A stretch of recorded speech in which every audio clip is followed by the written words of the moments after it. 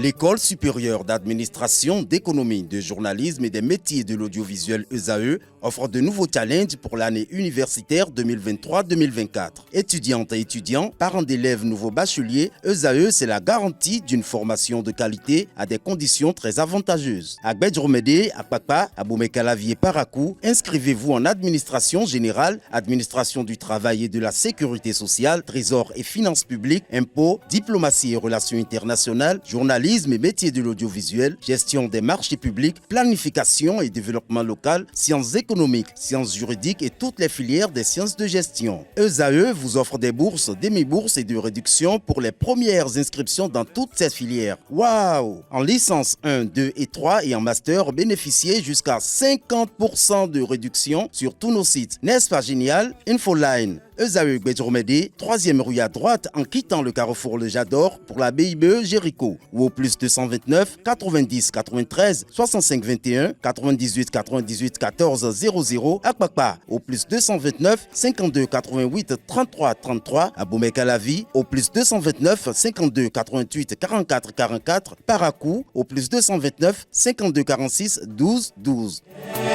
ESAE, l'excellence à un nom.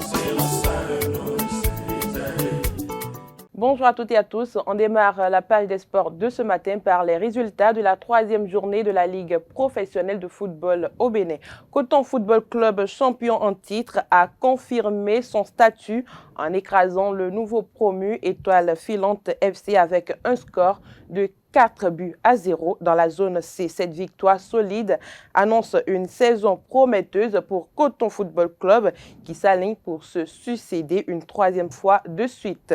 Dans un match remarquable qualifié de derby du Septentrion, les Buffles Football Club du Borgou ont montré leur force en battant Panthère FC 0 but contre 3 dans l'antre infernal du stade Omnisport de Djougou dans la zone A. L'entraîneur Ibrahim Aboudou semble apporter une nouvelle dynamique à son équipe qui a commencé la saison en beauté avec une soulageante victoire à l'extérieur.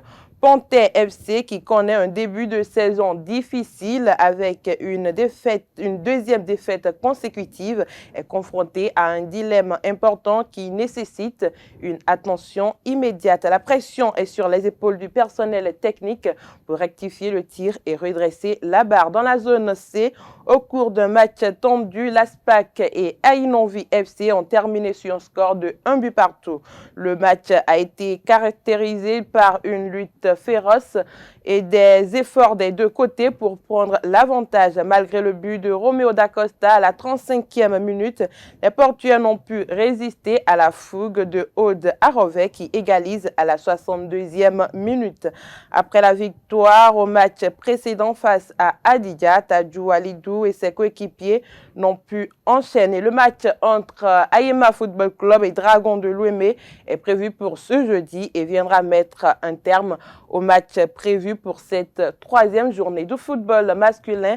On vire au foot féminin. Les affiches du 3e tour des qualificatifs pour les Jeux Olympiques Paris 2024 sont déjà connus. Le Ghana joue la Zambie, le Maroc la Tunisie, le Cameroun le Nigeria, la Tanzanie l'Afrique du Sud.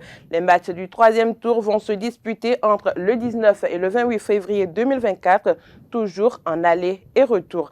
À l'issue de cette phase, l'Afrique aura donc 2 représentants au JO Paris 2024, c'est-à-dire les 2 nations qui gagneront les matchs du 4e tour. Autre discipline, la Fédération béninoise de gymnastique a démarré un camp de formation en gymnastique acrobatique mardi 31 octobre 2023 à l'INEPS de Porto Novo.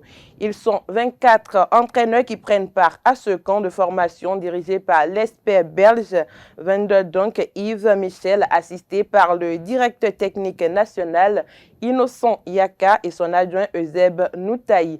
L'objectif est de permettre aux participants de maîtriser le programme de développement et de compétition des groupes d'âge en gymnastique acrobatique. Cette formation, qui prendra fin le dimanche 5 novembre 2023, est une première dans la zone 2 Afrique.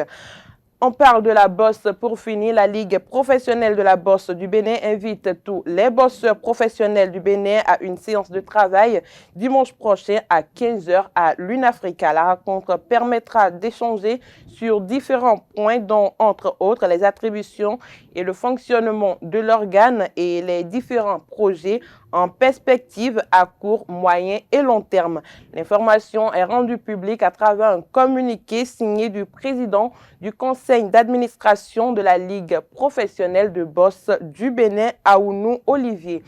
Pour finir, prévu initialement pour le 23 décembre 2023, le choc en bosse anglaise opposant Tyson Fury à Oleksandr Sandruk est reporté à février 2024. Avant même son combat face à Francis Ngannou, Tyson Fury s'était déjà mis d'accord avec Oleksandr Sandruk pour combattre le 23 décembre prochain. Or, face à Ngannou, tout ne s'est pas passé comme prévu pour le Britannique qui a essuyé de nombreux dégâts malgré la victoire. Dégâts qui ont d'ailleurs pu être constatés par Sandruk présent au bord du ring. Tyson Fury avait été déclaré vainqueur, mais la victoire fut jugée très litigieuse par beaucoup d'observateurs. Il faudra donc patienter pour l'unification des titres poids lourds. Tyson Fury est en possession de la ceinture World Boxing Corporation. Les autres titres WBO, IBF et WBA sont possédés par Oleksandr Sandruk depuis la victoire